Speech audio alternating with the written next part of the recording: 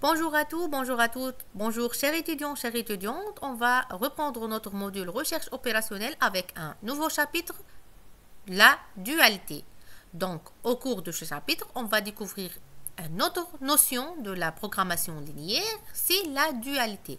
Donc, la dualité, elle est très importante dans la programmation linéaire.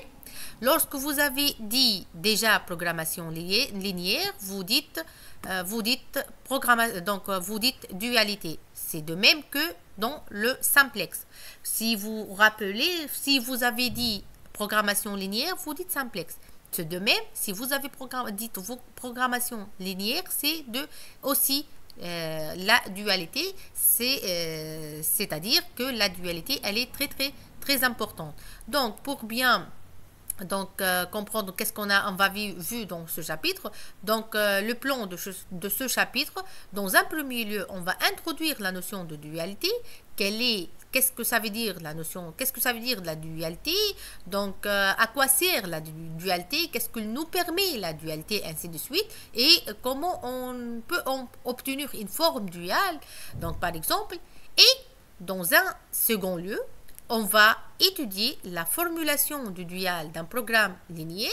Donc, à partir de ce titre-là, on peut comprendre qu'on peut formuler un dual à partir d'un programme linéaire. C'est-à-dire, on peut passer d'un programme linéaire à une ou à une forme duale.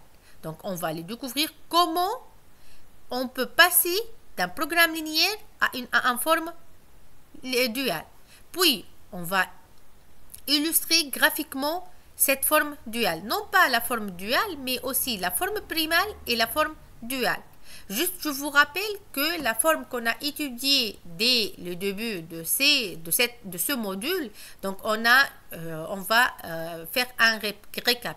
Donc, dès le début, on prend un problème et on va le moduliser. Lorsque vous modulisez en un problème ou programme linéaire primal. On dit que le premier programme qu'on a déjà modélisé, c'est le programme linéaire primal, appelé primal. Maintenant, au cours de ce chapitre, on va passer d'un programme linéaire primal à un programme linéaire dual.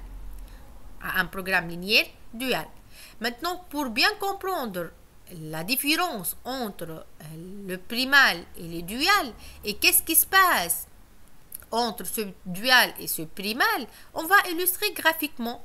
Donc, on va illustrer le deux. Donc, on va illustrer le programme primal, puis on va illustrer le programme dual et on va le comparer.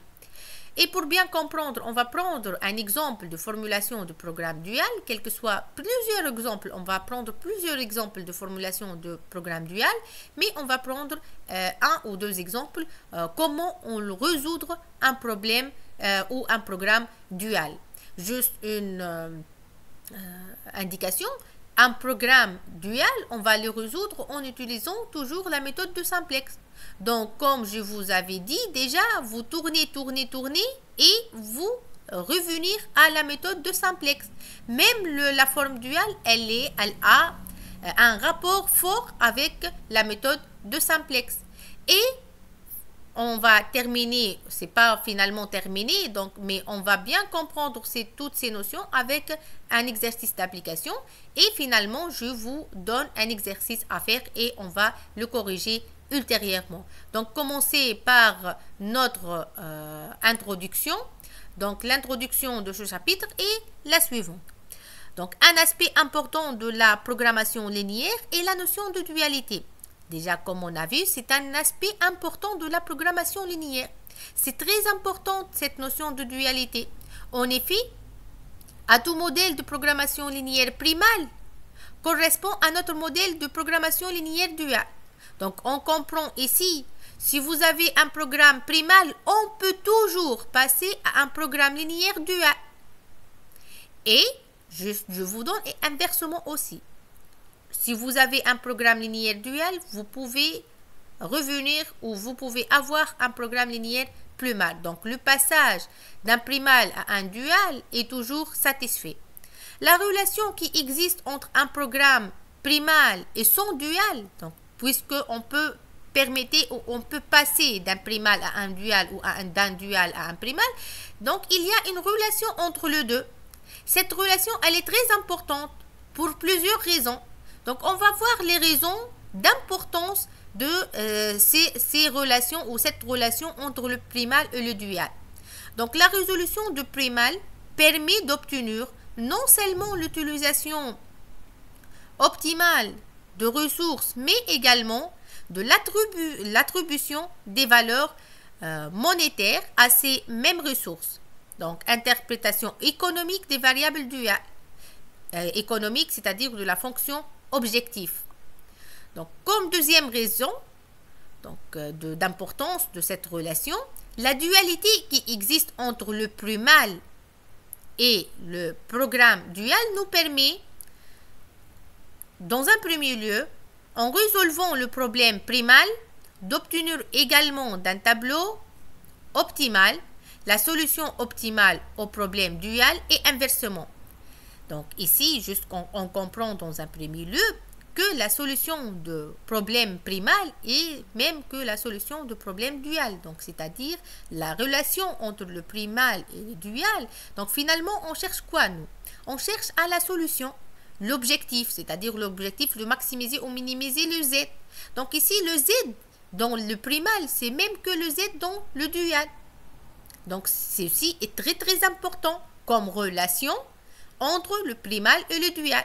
Deuxièmement, il nous permet d'améliorer éventuellement le processus itératif de résolution en résolvant l'un ou l'autre des problèmes selon la structure du primal ou du dual. Donc vous pouvez résoudre ce problème primal ou le problème dual. Maintenant, comme troisième raison, la théorie de la dualité permet d'établir d'autres algorithmes de résolution comme l'algorithme du dual simplex. Donc, comme vous avez déjà dit, le dual ou l'algorithme du dual a une forte relation avec la méthode de simplex. Donc, on peut le résoudre avec l'algorithme du dual appelé l'algorithme du dual simplex. Donc, la théorie de la dualité permet donc la dualité c'est toute une théorie permet d'établir d'autres algorithmes de résolution comme l'algorithme du dual simplex que nous traitons dans ce chapitre. Donc, on va le traiter avec l'algorithme de simplex. Quatrièmement, la notion de dualité est fondamentale dans l'analyse de sensibilité de la solution optimale et de la post-optimisation. Donc, on va étudier prochainement dans des chapitres prochains l'analyse de sensibilité du dual ou de la méthode aussi de simplex. Donc, l'analyse de sensibilité à part. Donc, juste vous rappeler ultérieurement, après dans les autres chapitres, que la notion de dualité est fondamentale dans l'analyse de sensibilité. Et on va aller découvrir ça après. Maintenant, on va étudier la formulation du dual d'un programme linéaire. Comment on peut formuler un programme dual d'un problème ou d'un programme primal. Comment on peut passer d'un programme primal à un programme dual. Donc, la formulation d'un dual d'un programme linéaire est le suivant. Il existe deux formes importantes de la dualité entre les deux programmes linéaires. La forme canonique de la dualité et la forme standard de la dualité. C'est comme dans la forme primale. Lorsque vous avez déjà étudié la programmation linéaire, on a dégagé un programme primal. Le premier programme, on a dégagé un programme primal. Et dans le programme primal, on a une forme canonique et une forme standard. Maintenant, dans la forme duale, vous avez la même chose. Vous avez une forme standard et une forme canonique. Pour le problème dual, c'est de même.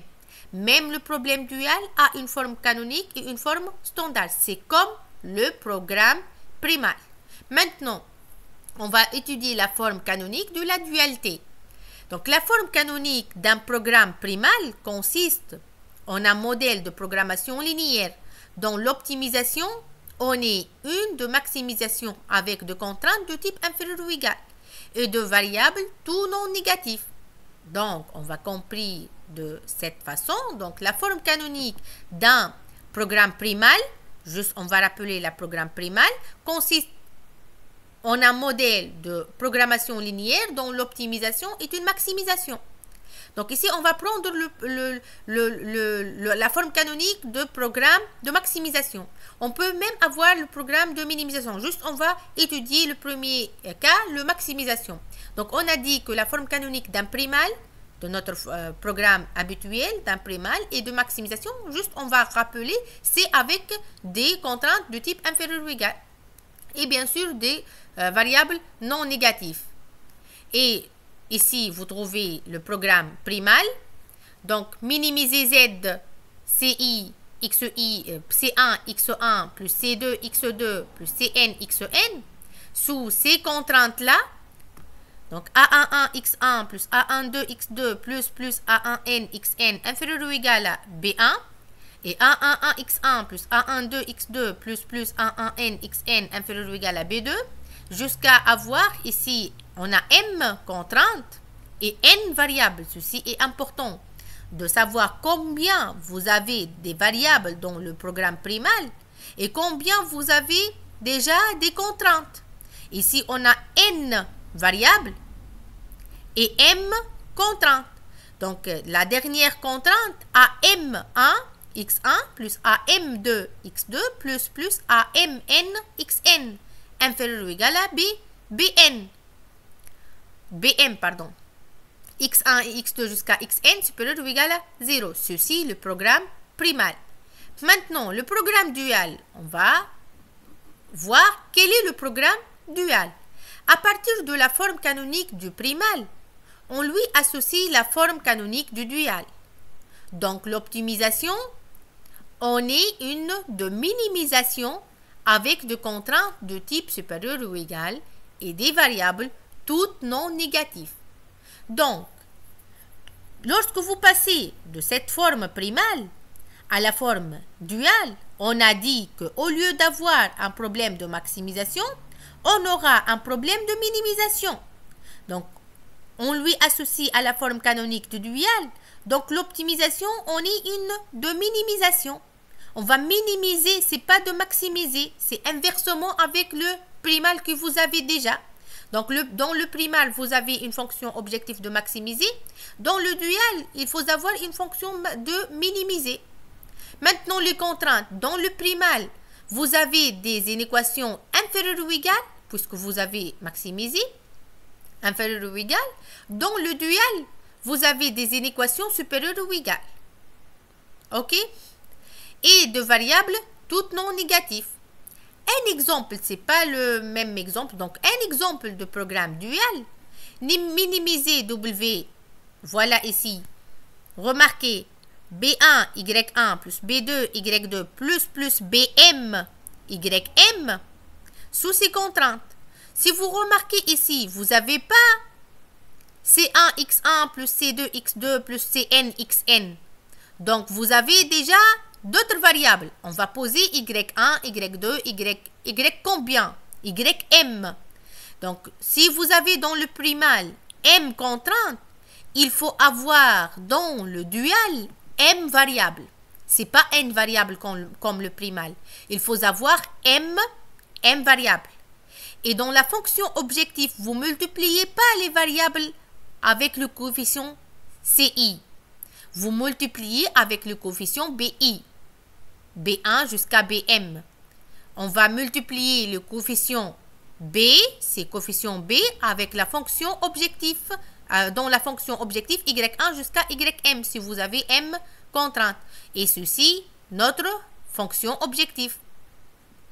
Donc, notre fonction objectif est de minimiser W égale à B1 Y1 jusqu'à BM Y plus BM YN. M. Maintenant, les contraintes. Sous quelles contraintes ici?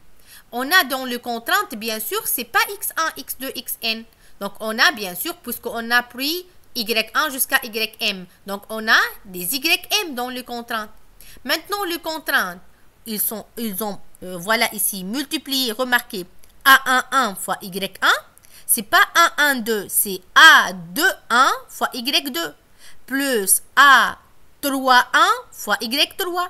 Plus AI1 fois YI. Plus AM1 1 fois ym.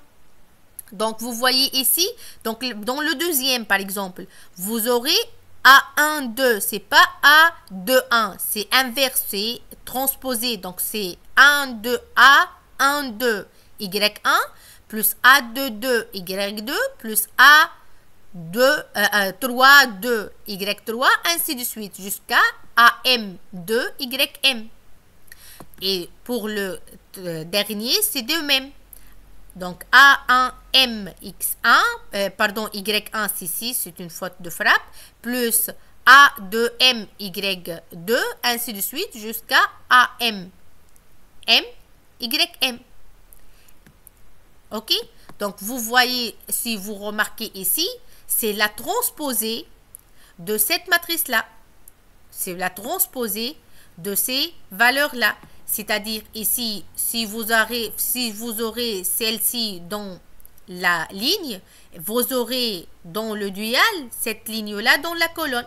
Donc, ici, on a dans le primal A11, A12, A1N dans la ligne. Donc, il faut avoir cette ligne-là dans la colonne de dual. C'est-à-dire ici, A11, A12 jusqu'à A1M. A1M. Donc, ceci est dans la colonne. C'est-à-dire la transposée. En oral, ici, la transposée. Maintenant, ici, c'est pas, pardon, ici, c'est pas inférieur ou égal, c'est supérieur ou égal. C'est supérieur ou égal parce qu'on a dit, le dual, c'est d'inverser les signes. Donc, ici, on a supérieur, inférieur ou égal. Il faut avoir ici supérieur ou égal. Donc, juste une faute de frappe, il faut le corriger. Ici, c'est supérieur ou égal. Supérieur ou égal à quoi? Supérieur ou égal à coefficient, c'est pas le B, à coefficient le C. Le CI ou le CJ. Donc, jusqu'à N, c'est N parce qu'on a N, C. Donc, les C ici est multiplié par N variables. Donc, juste ici, on va prendre une idée sur le programme dual. Quel est le programme dual? Donc, d'après là, vous prenez une idée comment vous passez d'un programme primal à un programme dual. Maintenant, en général, la symétrie de ces deux programmes est mise en évidence dans le tableau ci-après. Donc, primal et programme dual. Lorsque vous maximisez dans le primal, vous minimisez dans le dual. Maintenant, si vous avez une contrainte de inférieur ou égal, vous aurez une contrainte de supérieur ou égal. Si les contraintes I varient de 1 jusqu'à M, c'est-à-dire si vous avez des M contraintes, ici vous aurez J de 1 jusqu'à N, c'est-à-dire N contraintes, et bien sûr tous les XI ou les YI sont positifs. Donc on constate que les deux programmes comportent le même élément. Ils comportent le même élément, ça veut dire quoi? C'est-à-dire, on a une fonction objective dans le 2. Dans le primal et dans le dual, on a dans le 2 une fonction objective. On a dans le 2 des contraintes. On a dans le 2 une contrainte de positivité. Donc, on a le même élément. Mais, ils ont arrangé de manière différente. Ils sont arrangés de manière différente. Ils sont, par exemple, spécifiquement, ils sont arrangés dans les contraintes d'une manière différente, d'une manière inversée. Donc, les relations suivantes existent entre les deux programmes. Donc, c'est-à-dire quoi les relations suivantes existent entre les deux programmes? C'est-à-dire, on peut passer d'un programme primal à un programme dual et inversement, si vous avez le dual, vous pouvez revenir au primal. C'est-à-dire, si vous avez une minimisation ici, vous pouvez revenir au primal avec maximisé et ici inversement pour les contraintes. Plus précisément et en général, quelle est la définition de dual? Donc, le dual du programme linéaire avec le matrice, c'est le max, par exemple, dans le transposé de C fois un vecteur X sous les contraintes AX inférieur ou égal à B avec le vecteur X positif et le programme linéaire, donc le dual, et le suivant. Donc, on partit d'un programme primal, celle-là, et on arrive à un problème de minimisation, le dual et le suivant. Le minimum, c'est pas le transposé de C, mais c'est le transposé de B fois un vecteur Y sous les contraintes de la transposée de Y fois A, inversé ici, c'est pas inférieur ou égal à B, c'est supérieur ou égal à C. Et avec bien sûr le Y est supérieur ou égal à 0. Donc, l'écriture du problème dual, donc le nouveau programme linéaire s'appelle le programme linéaire dual, celui d'origine s'appelle le programme linéaire primal. Donc, comme on a dit déjà, l'origine est appelée programme linéaire primal et on a obtenu un programme linéaire dual. Ok? Donc, maintenant, la relation entre le primal et le dual dans la forme canonique. Toujours, on reste tout d'abord dans la forme canonique. On ne passe pas à la forme standard. Donc, toujours ici dans la forme canonique. Quelles sont les relations à vos avis? On a vu des relations entre le min et le max. On a vu il y a par exemple des transposés, ainsi de suite. On va les découvrir. Si la fonction objective du primal doit être maximisée, celle du dual doit être minimisée. Et inversement. Donc, comme on a vu, si on a dans le primal une fonction de maximisation, donc le dual, on aura une fonction de minimisation. Inversement maintenant, si dans le primal, vous avez une fonction de minimisation, dans maintenant le dual, vous aurez une fonction de maximisation. Ok? Donc, vous pouvez avoir les deux cas. Maintenant, la deuxième relation. Le coefficient de la fonction objectif du primal devient le second membre de contrainte du dual, alors que le second membre de contrainte du primal devient le coefficient de variable dual dans la fonction objective. Ici, c'est-à-dire dans la fonction objective, vous avez le C dans le primal. Ce C dans le primal, il devient dans le dual, dans le B, dans les contraintes. Par contre, dans le dual, qu'est-ce que vous trouvez dans le dual, dans la fonction objective? Vous trouvez le B. Donc, c'est inversement. Qu'est-ce qu'implique la deuxième relation? La troisième relation maintenant. Le coefficient des variables dans les contraintes du dual sont ceux du primal, mais transposés. Comme on a dit, c'est pas 1. Dans la première ligne A1, 2, c'est 2, 1. Donc, c'est-à-dire, le coefficient de la ligne I égale à K du primal devient le coefficient de la colonne J égale à K. La ligne devient colonne du dual. Quatrièmement, à chaque contrainte du primal inférieur ou égal, lui correspond une variable duale de signe supérieur ou égal. À chaque contrainte, il correspond une variable, c'est pas contrainte, une variable supérieure ou égale.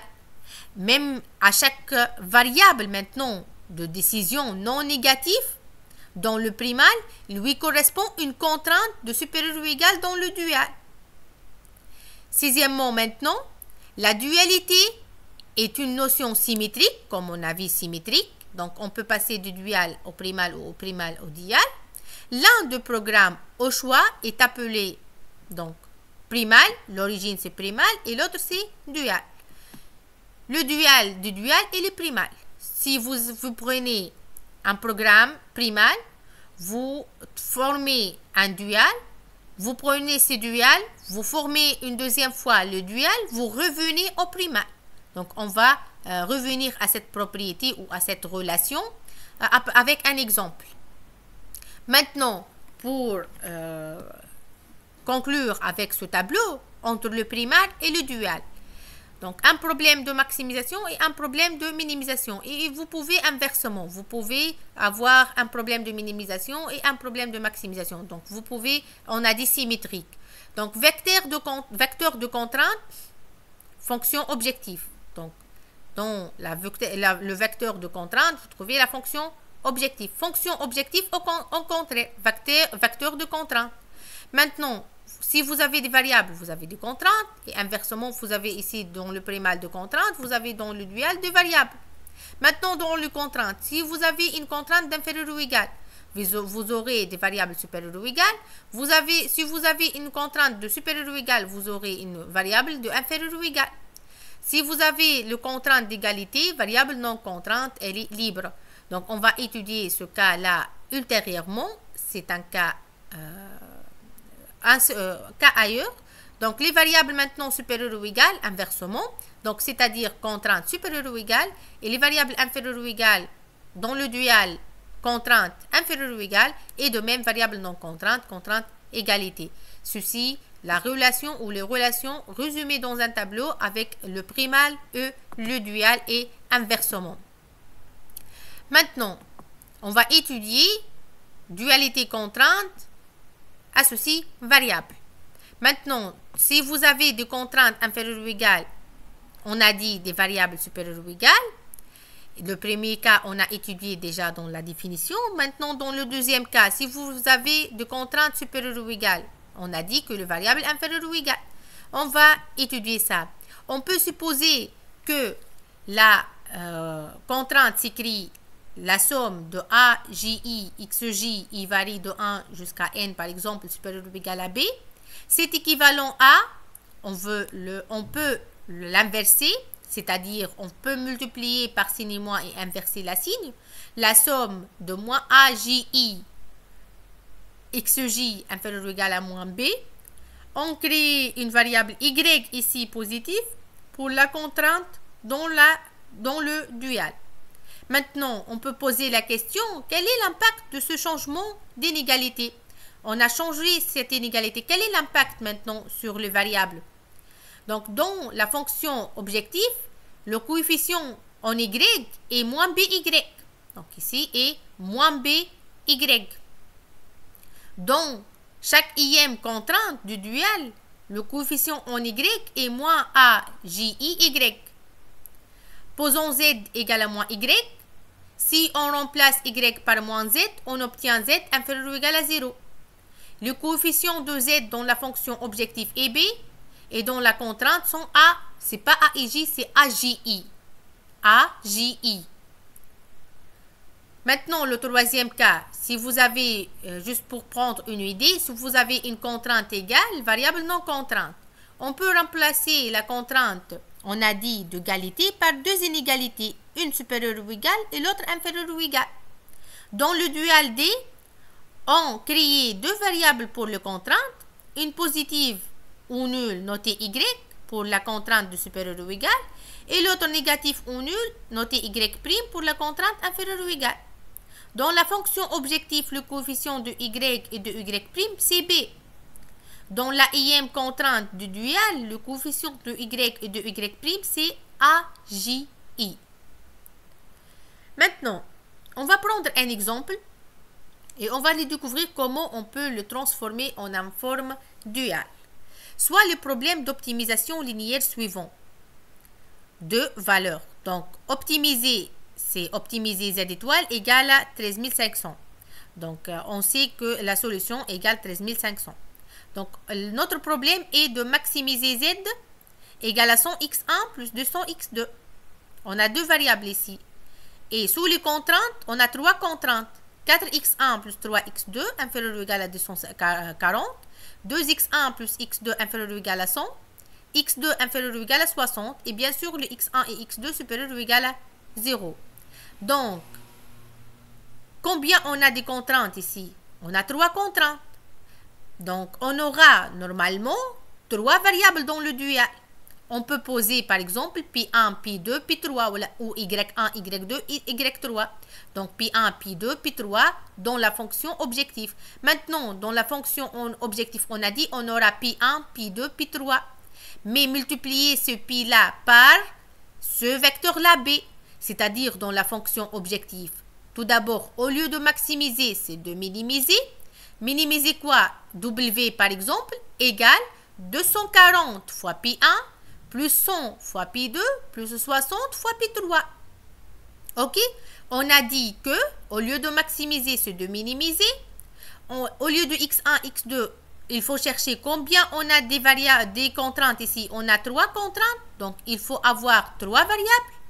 Y1, Y2, Y3 ou P1, P2, P3 comme vous voulez. Et ces variables-là doivent être multipliées. C'est pas par le C, c'est par le B ici. C'est-à-dire, on a dit 240 P1, 100 P2 et 60 P3. Maintenant, on revient aux contraintes. Le contrainte, ici, au lieu d'avoir trois contraintes, normalement, on aura deux contraintes. Donc, ici, dans le contrainte, on aura Y1, Y2, Y3, ou P1, P2, P3.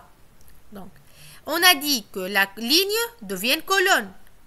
La ligne devient colonne. c'est-à-dire au lieu ici dans la ligne 3 fois x1 plus 3 fois x2, on aura 4 ici et 3 ici, c'est-à-dire 4 fois y1 et 3 fois y1, ou 4 fois pi1 et 3 fois pi1, plus cette ligne-là devient une colonne, donc 2 fois la deuxième ligne, devient deuxième colonne, 2 fois y2, et la deuxième ligne de la deuxième colonne, 1 fois y2.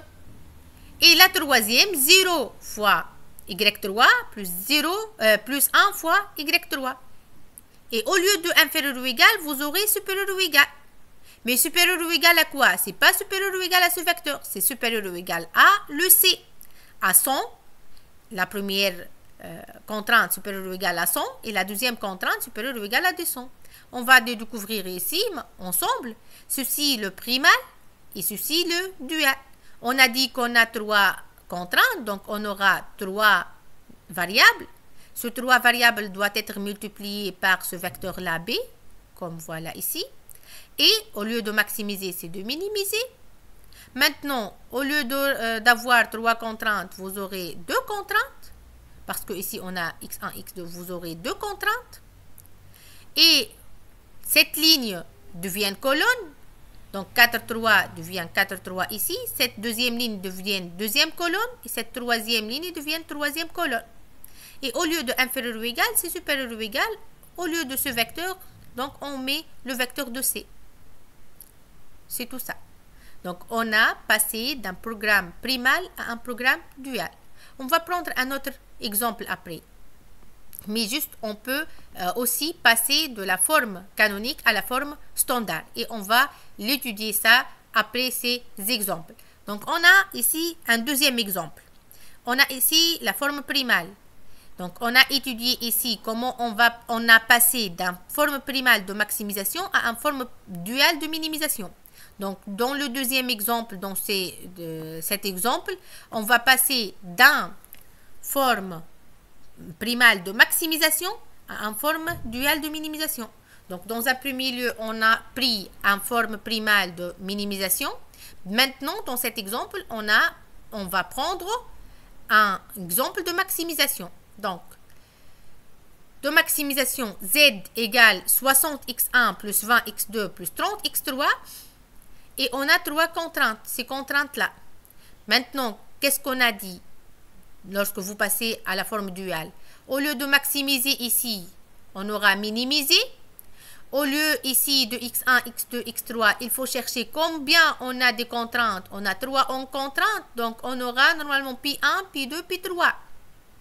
3 variables parce qu'on a 3 contraintes.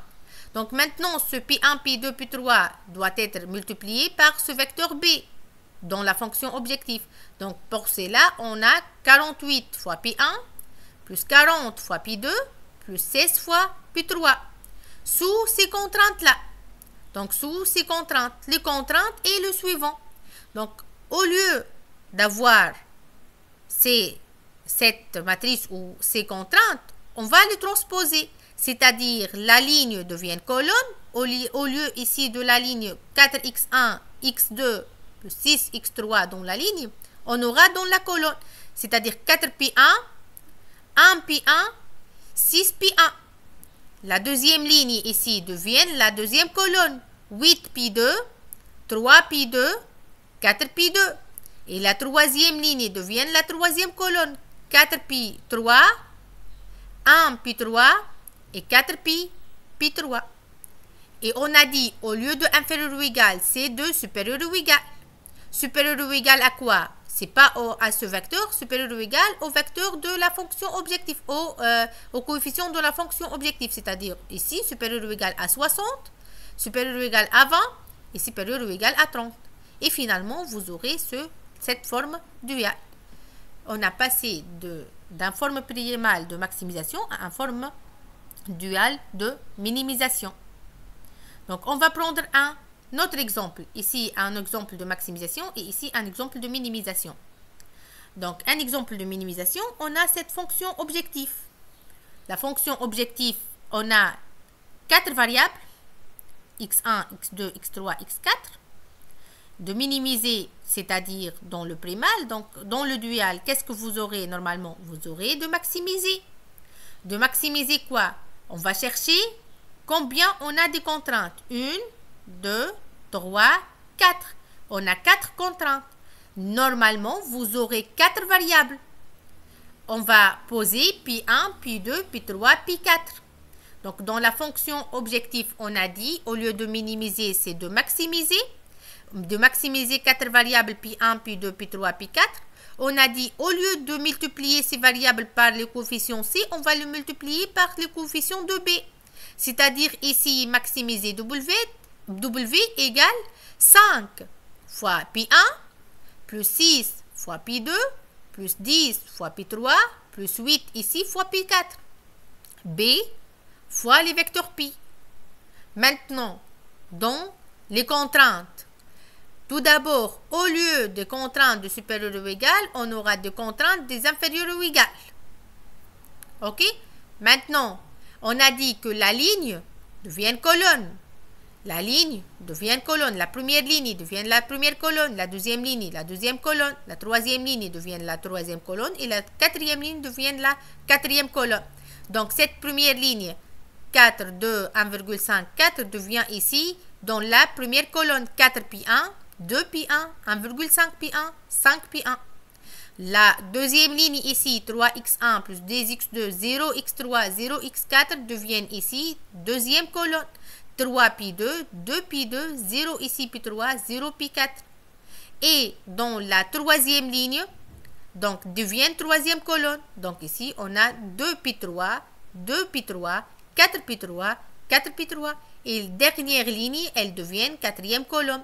Donc 2 pi 4, 4 pi 4, 1 pi 3 et 5 pi 3. Et on a dit, au lieu de supérieur ou égal, on aura inférieur ou égal. Et au lieu de vecteur B, on aura le vecteur C. Donc, c'est-à-dire inférieur ou égal à 5, inférieur ou égal à 2, inférieur ou égal à 3 et inférieur ou égal à 8. Donc, on aura ce vecteur, ce programme dual-là. Donc, ce programme dual, finalement, est de maximiser W égale à 5 pi 1, plus 6 pi 2, plus 10 pi 3, plus 8 pi 4 sous ces contraintes-là. Maintenant, la propriété qu'on a déjà énoncée, on a dit que le dual du dual est le primal. Qu'est-ce que ça veut dire le dual du dual et le primal? Ici, vous avez dans l'exemple 2, vous avez un problème primal. Vous formez le dual. On a dit le dual, ce dual-là, du dual. Donc, on va refaire le dual à ce dual. Lorsque vous refaites le dual à ce dual, vous revenir au primal. C'est-à-dire, au lieu de maximiser ici, c'est de minimiser. Au lieu de ce vecteur-là, donc, vous revenir à ce vecteur-là. Donc, vous trouvez celle-ci. Donc, et l'inverse de ces colonnes, donc de cette matrice. Donc, la colonne revient ligne, ainsi de suite. Donc, c'est pour cela, le dual de dual est le primal. Lorsque vous faites le dual deux fois, c'est le primal. C'est tout à fait normal pourquoi? Parce que ici, c'est presque, on a une matrice, c'est déjà, on a la matrice. Si vous avez travaillé avec la matrice A fois le vecteur X, lorsque vous arrivez au problème dual, vous aurez la transposée de A. Et pour avoir le dual, qu'est-ce qu'on a pour propriété dans le matrice? La transposée de la matrice, la transposée de A égale à A. C'est tout à fait normal, donc le dual de dual est le primal. Ok? Donc, c'est ici un autre exemple pour bien comprendre comment on passait d'un primal à un dual. Donc, ici, on a 3x1 plus 4x2 inférieur ou égal à 160, 6x1 plus 3x2 inférieur ou égal à 180, et maximiser z sous cette fonction objectif. Au lieu de maximiser, c'est de minimiser. Ici, on a deux contraintes, donc on aura deux variables, y1 et y2. Au lieu ici de 1200 et 1000, on aura 160 et 180, donc 160 y1 plus 180 y2. Et on a dans les contraintes ici, donc la ligne, cette ligne devient colonne, donc 3, 4, et cette deuxième ligne devient deuxième colonne, ici 6, 3. Et juste ici, il manque supérieur ou égal. Donc au lieu de inférieur ou égal, vous aurez supérieur ou égal à 1200 et supérieur ou égal à 100. Ok? Donc, on peut aussi revoir d'une autre vision. On peut le revoir, comme je vous avais dit, avec la matrice. Donc voilà ici avec la matrice. On a un problème de minimisation et un problème de maximisation. Ceci, le vecteur C. Le vecteur C, 6, 9. Et le vecteur X, c'est X1, X2. Avec notre matrice A, 20, 5, 30, 20, 5, 10. Ok? Donc ceci, on a C fois X. Et ici, on a A fois X supérieur ou égal à ce vecteur B. 25, 75. Maintenant, avec cette forme duale, donc qu'est-ce qu'on va faire avec cette forme duale?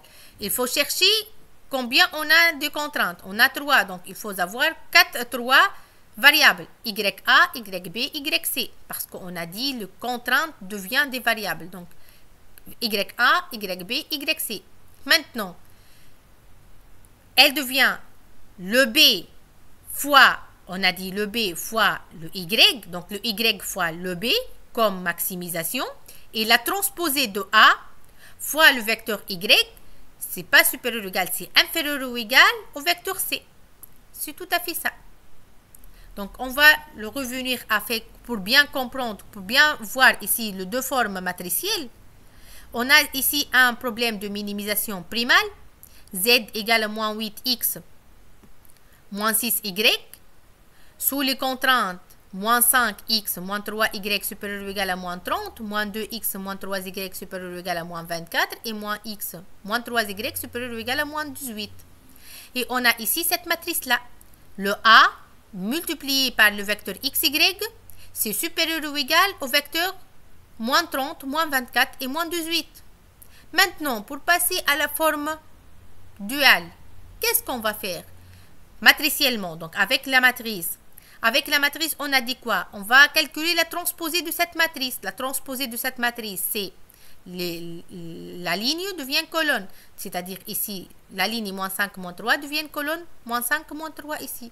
La ligne devient colonne. La ligne devient colonne. Donc, on aura moins 5, moins 2, moins 1. Moins 3, moins 3, moins 3.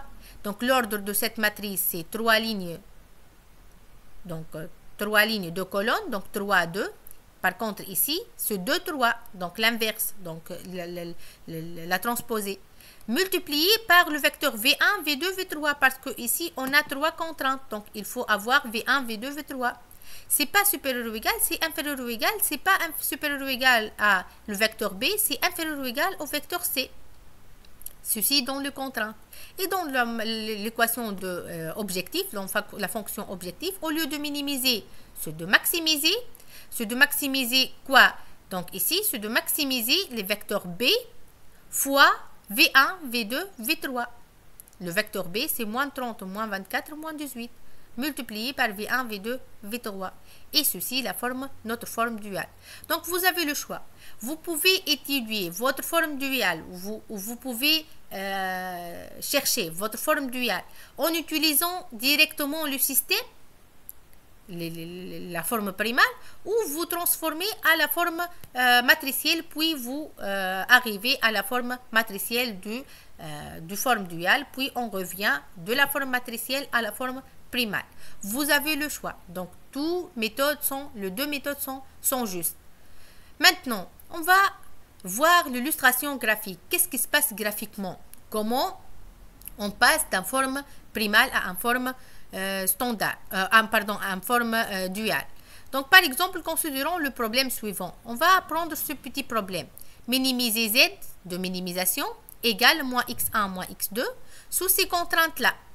On va les tracer. Ici, lorsqu'on va les tracer, juste au lieu de tracer moins x1, moins 3, x2 supérieur ou égal à moins 3, on va tracer, on va inverser, multiplier. Si vous multipliez par signe moins ici et par signe moins ici, vous inversez la signe. Donc, on va tracer x1 plus x2 inférieur ou égal à 3. Donc, ceci, x1 plus x2 égale à 3. La droite de x1 plus x2 égale à 3. Et ici, inférieur ou égal à 3, cette zone-là. La deuxième contrainte, de même, on va tracer x1 plus x2 inférieur ou égal à 2. Ceci x1 et x2 inférieur ou égal à 2. Et cette partie-là. Maintenant, l'intersection de ces deux droites, donc de ces deux demi-plans, c'est cette partie-là. Donc, ce polyèdre-là, c'est la solution réalisable. Donc, on dit l'intersection, donc la solution est cette sommée-là. Donc, qui admet la solution x1, x2 égale à 3,5. Donc, x1, elle est ici, 3,5. Et x2, elle est ici. Pardon, 3 sur 5 et x2, elle est 4 sur 5. Mais le z, si vous calculez z ici, c'est moins 7,5. Donc, le z est moins 7,5. C'est aussi la forme primale habituelle. Maintenant, on va tracer ou illustrer la forme duale. On va tout d'abord passer à la forme duale. Lorsque vous passez à la forme duale, on a dit, au lieu de minimiser, on va maximiser. Maximiser quoi? On a deux contraintes, c'est-à-dire y1 et y2. Donc, on va maximiser moins 3, moins y1, moins 2, y2. Sous les contraintes, ici, cette ligne devient colonne et cette ligne devient deuxième colonne. Donc, on va maximiser z égale moins 3y1, moins 2y2. Sous les contraintes, moins y1, moins 2y2 inférieur ou égal à moins 1. Et moins 3y1, moins y2 inférieur ou égal à moins 1. Et y1, y2 supérieur ou égal à 0. Pour éliminer ces signes moins, donc toujours, on va inverser la signe. Donc, on va tracer y1 plus y2 supérieur ou égal à 1. Donc, ceci, le 1. Donc, y1 et y2, ici, supérieur ou égal à 1. Donc, toute cette partie-là. Et la deuxième, supérieur ou égal, donc toute cette partie-là. Et l'intersection entre ces deux parties, c'est cette partie en rouge. Donc, toute cette partie, c'est la solution réalisable. Qu'est-ce qu'on dit ici dans la solution réalisable? La solution est l'un du sommet, 7 ou 7 ou 7, ici, le max. Donc, cette solution est la solution réalisable optimale. Donc, dans cet exemple, on observe que la valeur minimale du primal est égale à la valeur maximale. Lorsque on revient ici, donc la solution, notre solution y1 égale à 1 sur 5 et y2 égale à 2 sur 5. Mais le z égale à moins 7 sur 5. On revient ici dans le primal, le z aussi égale à moins 7 sur 5. Donc on remarque ici la solution de z, la solution qu'on cherche de maximiser ou de minimiser ici, c'est de même pour le primal ou pour le dual. C'est-à-dire dans cet exemple où on peut conclure ici que la valeur minimale du primal est égale à la valeur maximale du dual. Et inversement, dans n'importe quel programme linéaire. Donc, inversement, c'est-à-dire quoi? La valeur maximale du primal et la valeur minimale du dual. OK? Donc, ceci, la première chose qu'on peut voir, visualiser graphiquement et qu'on peut conclure à partir de ces deux formes primale et duale. Pour résumer ici, donc ici, d'un max et d'un min, juste pour le contrainte, à la contrainte i, ici, donc nombre de variables duales, ici correspond à la variable yi, donc yi positif, yi négatif. Ici, on a par contre, pour le contrainte du type inférieur ou égal, supérieur ou égal, si vous avez égal, donc restreinte de signe. Nombre de variables de décision inversement maintenant, xj positif, le contrainte de type supérieur ou égal, les xj inférieur ou égal à 0, c'est-à-dire le contrainte de type inférieur ou égal, et xj sont restrictions de signe, c'est-à-dire le contrainte de type égalité. Maintenant, coefficient cj dans la fonction objective, second membre pour la jm contrainte. Donc, second membre BI de la IM contrainte, coefficient de variable YI de la fonction objectif W. Et pour les contraintes, au lieu de AIJ, vous aurez AJI, donc la transposée. Maintenant, comment on peut résoudre un problème sous la forme duale? Donc, on aura cet exemple-là. Donc, le min de Z égale à 2x1 plus 3x2. Sous ces contraintes-là, inférieur ou égal, supérieur ou égal et supérieur ou égal, on va écrire tout d'abord le dual. Vous trouvez ici le dual. Donc, ce problème dual D est W égale à 30 y1 plus 10 y2. Donc, 30 et 10 ici dans ces valeurs-là. Normalement, vous aurez y1, y2, y3. Donc, normalement, 30 y1 plus 10 y2 plus 0 y3. Donc, c'est pour cela que vous ne trouvez pas y3 dans la fonction de maximisation de dual. Donc, et ici, on va écrire les autres. Donc, ici, on a 2y1 plus y2 plus y3 inférieur ou égal à 2, 3y1 plus 2y2 moins y3 inférieur ou égal à 3, et y1 négatif. Donc, et on va poursuivre la résolution avec la méthode habituelle de simplex. C'est-à-dire, on va tracer le tableau, l'initial, puis on va tester est-ce qu'on a une solution optimale ou non, puisque c'est un problème ici de dual de maximisation. Donc, il faut que ces coefficients sont négatifs ou 0. On a des valeurs positives, on va prendre le maximum. Donc, c'est ici y1, elle va entrer dans la base. Au lieu de qui? Au lieu de y6, il faut calculer les quotients, donc au lieu de y6. Donc, on va remplir le deuxième tableau. Donc, ici, ceci, donc le 1 et le pivot. Donc, on va calculer le deuxième tableau. Donc, voilà ici, y1, elle va entrer dans la base à la place de y6. Donc, on va tester ici 0, 10. Donc, 10, c'est positif. Donc, y2 va entrer dans la base au lieu de qui? Au lieu de y5. Donc, tous les critères d'entrée, tous les critères de sortie, tous les critères d'optimalité restent le même. Ils ne changent rien. Donc, puis, on est arrivé à ce stade-là. Donc, ici, on a encore des valeurs positives. Donc, on ne s'arrête pas ici. Donc, on va terminer. Donc, puisque vous avez des valeurs positives, donc on va chercher quelle est la variable entrante. Donc, et on a arrivé à ce stade-là. Donc, on peut parfois, avec le tableau de simplex, arriver à la solution optimale. Ici, on a dit que la solution optimale de primal est le même de dual. Donc, ici, toutes les valeurs sont négatives. Donc, on a arrivé à la solution optimale. Donc, la solution W égale à 16,67, de même pour le dual et le primal. Et on peut ici, le Y1, Y2, Y1 égale à 0, Y2 égale à 1,66 et Y3 égale à 0,33. Et on peut conclure les X1, X2, X3 à partir de ces coefficients-là. Donc, ici, la solution primale x étoile égale à 3,33, 3,33, 13,33, la valeur absolue de ces valeurs-là. Et on peut aussi le vérifier pour savoir est-ce que notre problème est saturé ou non. Donc, qu'est-ce que ça veut dire? On va remplacer dans le problème primal. Si vous aurez des égalités, alors vous remplacez y1, y2, y3 donc dans vos problèmes ici dual. Si vous avez égalité, alors votre problème dual est saturé. Et vous pouvez le remplacer maintenant, ces équations-là, avec égalité et vous cherchez x1 et x2. Vous pouvez avec cette méthode-là. On va les découvrir avec, plus précisément avec cet exercice d'application. Donc, dans cet exercice d'application, on va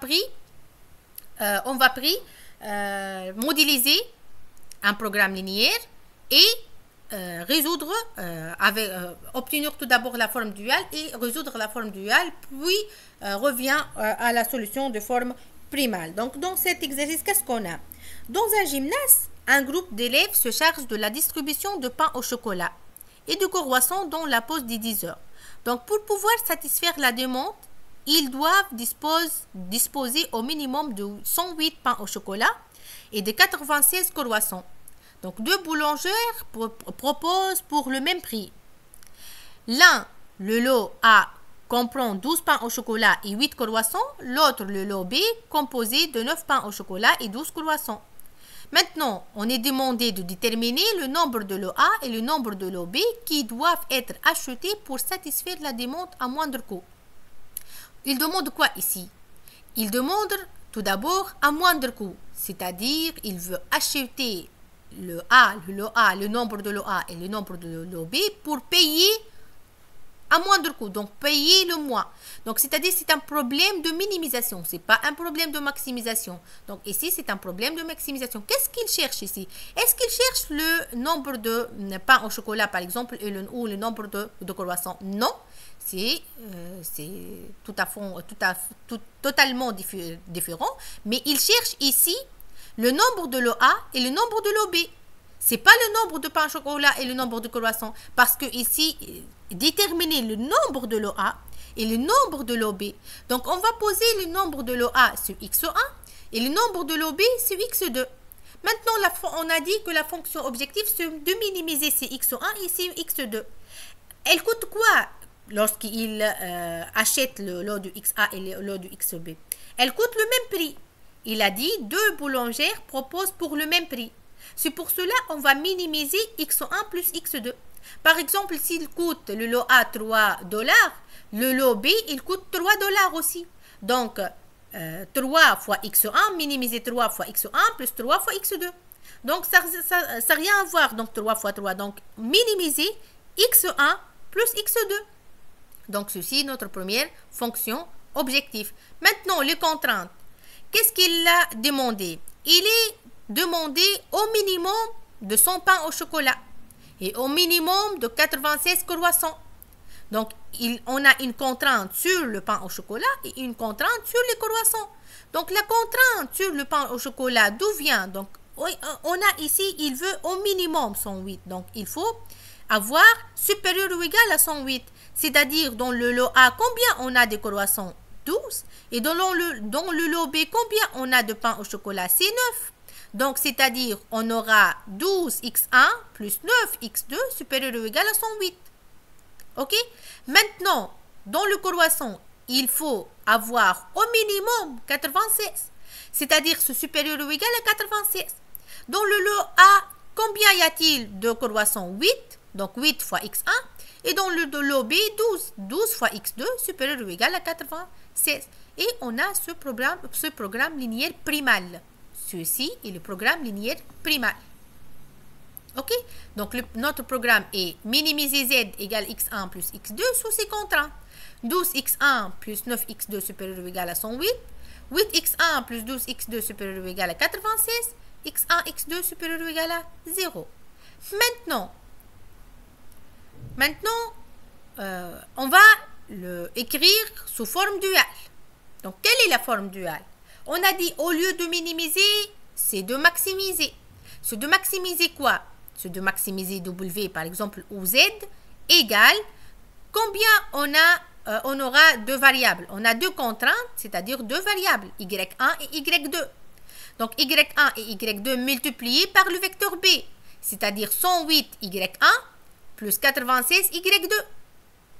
Maintenant, les contraintes, on va le transposer ces deux équations. Donc, cette ligne devient colonne, donc 12, 9 ici. Et cette ligne devient colonne, 8, 12.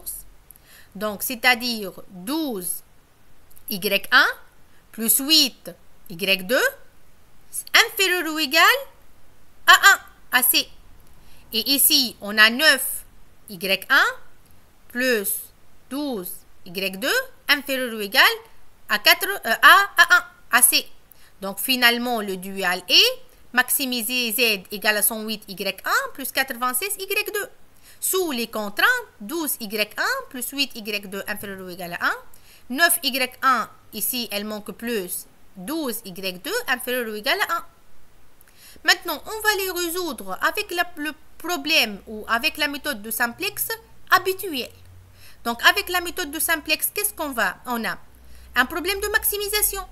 Donc, on va tracer, avant de passer à le simplex, le tableau, on va avoir le forme standard. Donc, ici, on a inférieur ou égal, donc on va ajouter des variables d'écart, plus y3 ici et plus y4 ici. Et on a les itérations. Le premier tableau, les tableaux initiaux ici. Ici, on a y3 et y4, les variables de base. y1 et y2, les variables hors base. Ici, le vecteur B, c'est 1, 1 ici. Et on remplit ce tableau-là. On va tester l'optimalité. Ici, on a un problème de maximisation. Le test d'optimalité, c'est d'avoir ceci est négatif ou 0. Puisque vous avez déjà des variables positives, on n'arrive pas à la solution optimale. OK? Donc, notre solution réalisable, mais n'est pas optimale. Donc, notre solution, c'est 1, 1 ici. C'est réalisable, mais ce n'est pas optimal. Maintenant, la variable entrante, comment on le choisit dans un problème de maximisation? Le maximum de coefficient de z, c'est-à-dire ici 108. C'est-à-dire y1, elle va entrer dans la base. Au lieu de qui ou à la place de qui? À la place de, on va calculer un rapport. Un rapport, ce B, divisé par la colonne pivot qu'on a choisi. 1 divisé par 12, c'est 0,08 et 1 divisé par 9, c'est 0,1. Donc, le minimum ici, c'est ce ici, 0,08. C'est-à-dire Y1, elle va entrer à la place de Y3. Voilà ici dans la deuxième itération. Y1, elle a entré à la place de Y3. Et on va remplir le tableau. Qu'est-ce qu'on a dit? On va commencer par la colonne pivot. Quelle est la colonne pivot? Celle-ci, Y1, la colonne pivot. Toute la colonne pivot 0, sauf ce pivot-là et 1. Donc 1 ici, 0 ici et 0 ici. Maintenant, on passe à la ligne pivot. Cette ligne-là, la ligne pivot, on va diviser par 12, par le pivot. Donc 1 sur 12, 0,08. 12 sur 12, c'est 1. 8 sur 12, c'est 0,62. 1 sur 12, c'est 0,08. Et 0 sur 12, c'est 0. Et on va remplir le reste du tableau par la règle de pivot, ou on dit aussi la règle de rectangle, parce que c'est un rectangle. Voilà ici, par exemple, ce moins 9. Comment on a obtenu ce moins 9 là? 0, moins, on a dit l'en face dans la colonne pivot, c'est-à-dire moins 108, fois 1 divisé par 12. C'est ces rectangles-là. Donc 0, moins 108 fois 1 sur 12, c'est moins 9. Par exemple, c'est 0,75. Comment on a obtenu ces 0,75? Donc 0 moins, donc l'en face dans la colonne pivot 9 fois 1 sur 12. Donc ce rectangle-là. On a obtenu moins 0,75. Donc on complète le reste de ce tableau de cette façon-là. Et on va tester le test d'optimalité. Est-ce qu'on a arrivé à la solution optimale? Non, parce qu'on a encore une valeur positive. C'est un problème, je vous rappelle, c'est un problème de maximisation. Le test d'optimalité, toutes les valeurs sont négatives ou 0. Donc, on va passer à la troisième itération. Maintenant, la troisième itération. Donc, ceci, le cell positif, donc on va faire entrer Y2. Donc, ceci Y2, la colonne pivot. On va chercher la ligne pivot toujours, on va calculer le rapport, on va prendre les minimums, ainsi de suite. Donc ici, le minimum, c'est 0,04, Y4. Donc Y2, elle va entrer à la place de Y4. Donc Y2, elle va entrer ici. Et on va commencer par la colonne pivot. La colonne pivot ici, tout 0, sauf le pivot est 1. Ce pivot est 1. Donc, et la ligne, ceci, le 6 et le pivot, c'est 1 ici. Et la ligne pivot, on va diviser par le pivot. Si vous remarquez dans le troisième itération ici, voilà, le premier c'est 1, 0, 0, c'est-à-dire vous pouvez comprendre d'ici sur la Y1 qu'elle va entrer dans le débit. Même si vous donne par exemple ce troisième itération des débits, vous pouvez comprendre à partir de ce troisième tableau qu'on a déjà fait entrer Y1. Ok? Puis, si vous avez 0, 1, 0, on a fait entrer deuxième fois ce Y2 ici. OK? Donc, et on va terminer le reste du tableau par la règle de pivot ou, si vous voulez, la règle de rectangle. Et on va tester le test d'optimalité. Est-ce qu'on a ici arrivé à la solution optimale? Oui, parce que toutes les valeurs ici sont négatives ou 0. Donc, on a arrivé à la solution optimale. Donc, notre solution, c'est Z égale à 10. Et le Y1 égale à 0,07 et Y2 égale à 0,04. Maintenant, on va calculer la solution avec la saturation. Donc, est-ce que notre problème est saturé ou non? Donc, on va les découvrir. On revient au problème dual. Donc, quel est le problème dual, canonique dual? Donc, ce problème-là. Dès que vous avez trouvé Y1 et Y2, vous aurez donc vous remplacez Y1, Y2 dans ce problème-là et vous calculez 12 fois 0,06 plus 8 fois 0,04. et vous calculez qu'est-ce que vous obtenez. Si vous obtenez égalité dans les deux équations, donc votre problème est saturé. Votre problème est saturé. Et bien sûr, Y1 et Y2 positifs. Donc, si le problème dual est saturé, alors le problème primal est aussi saturé. Lorsqu'il est saturé, c'est-à-dire vous aurez 12x1 plus 9x2 égale à 108. 8x1 plus 12x2 égale à 96. Et maintenant, vous pouvez chercher x1 et x2. S'il n'est pas saturé, on va l'étudier ça ultérieurement dans le chapitre prochain. Donc, maintenant, on va tester. On a 12 fois 0,06 plus 8 fois 0,04 égale à 1. 9 fois 0,06 plus 12 fois 0,04 égale à 1. Donc, les contraintes de dual sont saturées. De plus, Y1 et Y2 dont les contraintes de primal sont saturées, donc positif. Ainsi, notre problème primal est aussi saturé. Ceci implique qu'on peut résoudre ces deux équations. Donc, vous pouvez par exemple multiplier ici par 8 et ici par 12 et vous faire le soustraire, ainsi de suite, pour juste calculer, résoudre un système à deux inconnus. Vous pouvez résoudre un système à deux inconnus et trouver x1 égale à 4 et x2 ici égale à 6 et vous trouvez finalement la solution de votre problème primal. Donc, vous aurez ici, vous voyez ici, une autre relation forte entre le problème primal et le problème dual. S'il est saturé, donc le problème dual primal est saturé. Si le problème dual n'est pas saturé, le problème primal n'est pas saturé. On va voir ce deuxième cas ultérieurement. Donc, on a presque terminé ce chapitre. Juste avant de terminer, je vous donne ici un exercice à faire. Donc, on a toujours un programme linéaire. Primal ici, c'est un programme de minimisation. 2z, 2x1 plus 3x2. Sous ces contraintes-là, 4x1 plus x2 supérieur ou égal à 8, x1 plus 4x2 supérieur ou égal à 8, 7x1 plus 10x2 supérieur ou égal à 47, et x1 et x2 bien sûr positifs. On va résoudre à l'aide de la programme de l'algorithme dual de simplex. Donc, c'est-à-dire, tout d'abord, il faut former ou transformer en un programme dual, puis on va étudier les tableaux de simplex. On va faire les tableaux de simplex, de problèmes dual, et on va résoudre nos problèmes. Et on va découvrir, il faut chercher sur x1 et x2. Finalement, il faut chercher sur x1 et x2, à quoi égal. Et on va découvrir, après vos essais, le résultat. Donc, on va les corriger après. Et finalement, donc, on a terminé ce chapitre. Donc, ce chapitre, qu'est-ce qu'on a vu juste pour conclure? On a vu au cours de ce chapitre comment on peut passer une autre notion, c'est la notion de dualité ou la théorie de dualité.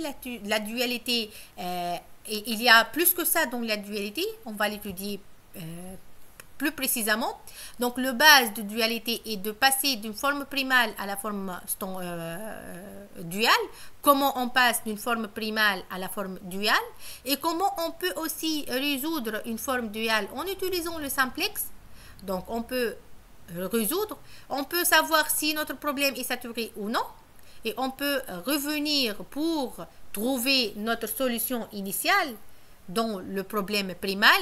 Donc, juste, reste le même règle d'optimalité, le même règle pour les variables entrantes, pour les variables sortantes dans la résolution de simplex. Il ne change rien.